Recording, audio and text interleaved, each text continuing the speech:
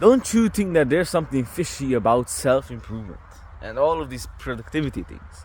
You see, as about 2 minutes ago, as I was thinking about what to talk about in this video, I thought to myself, maybe I could talk about apps like this, TikTok and YouTube, Instagram, that have these scrolling functionality in them, and how it's making us lose interest in life overall. Be bored of things. But then I thought to myself, let's go a little deeper. Why do people most of the time tell you not to use these apps? Because, well, maybe they told you it wastes time and you can be more productive by not using those apps.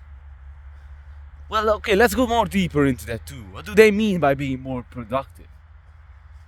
Well, most of the time that means that you're better at your work. You do more work. That's what it means basically. And you see, this is so interesting. I thought about this, that our society is so focused on work nowadays and on getting there and achieving stuff and on self-improvement.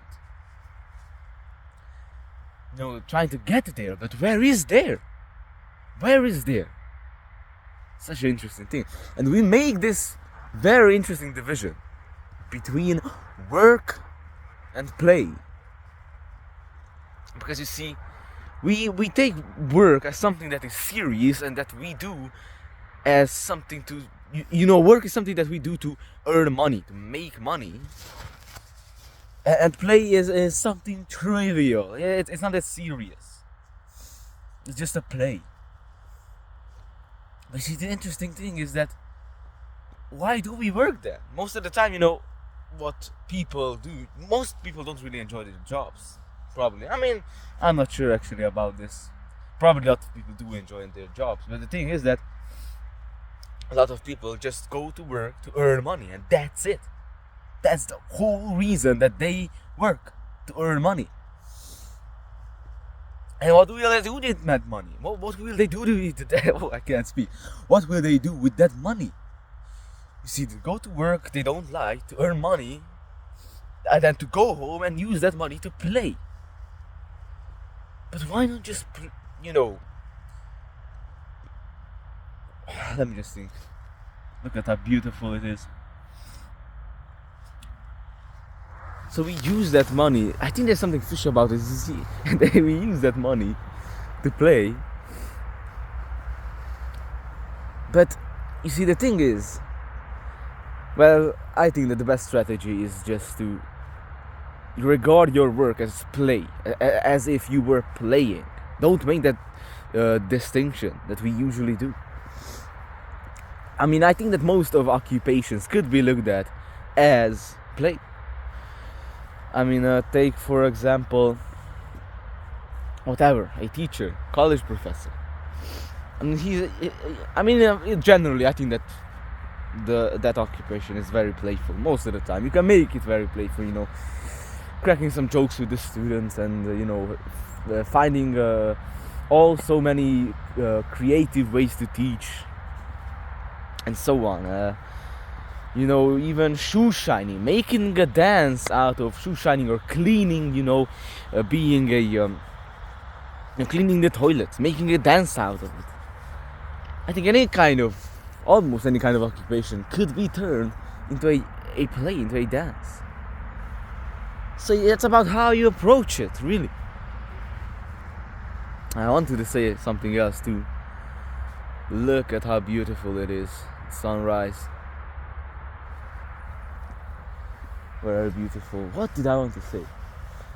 We were talking about this distinction that we make between work and play.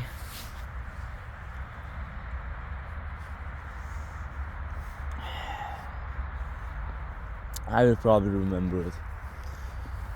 But it's interesting, isn't it? And there is this view of life as play. The Hindus say that the world is Maya, which has many meanings. Some of it is illusion, for example, or a creative act or something like that, creative power, play. Lila, I think that is play, but It also means measurement.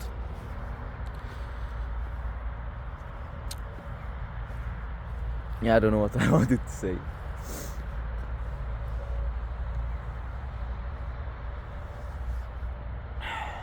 But it's interesting though, isn't it? Oh yeah, that's what I wanted to say. See, we have this idea that we do so many things that is good for us. You know, we do it because it's good for us. You know, it gets us something in the future. You see, the secret behind this good for us and self-improvement stuff is that it never comes. Because you gotta realize that time doesn't exist. Just in the same way that so many things that we measure, it doesn't exist. For example, centimeters, longitude. You know, the equator doesn't exist. You can't tie something up with the equator. Or you know, these kind of social, how do you call it, institutions, constructions that we make.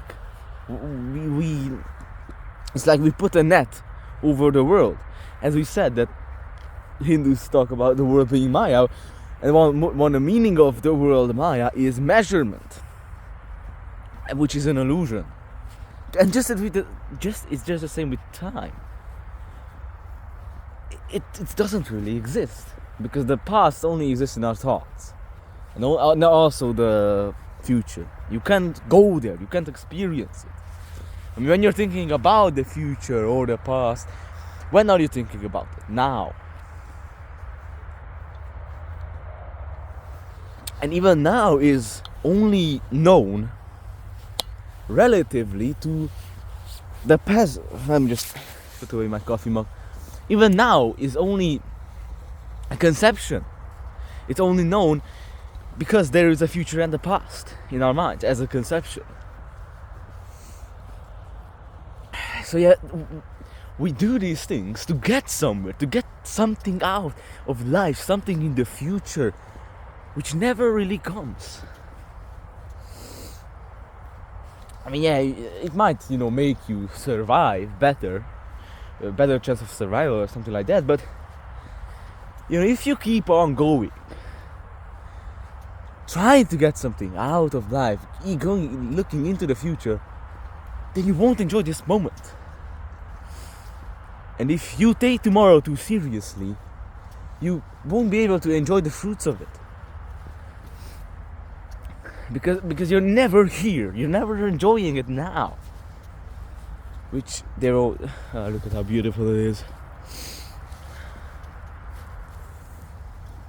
So yeah, that's just some thoughts I wanted to share. Man, my hands are freezing. Yeah, I gotta get inside. Super cold. I mean, gotta get used to it, you know. Because, you know, we just came out of summer.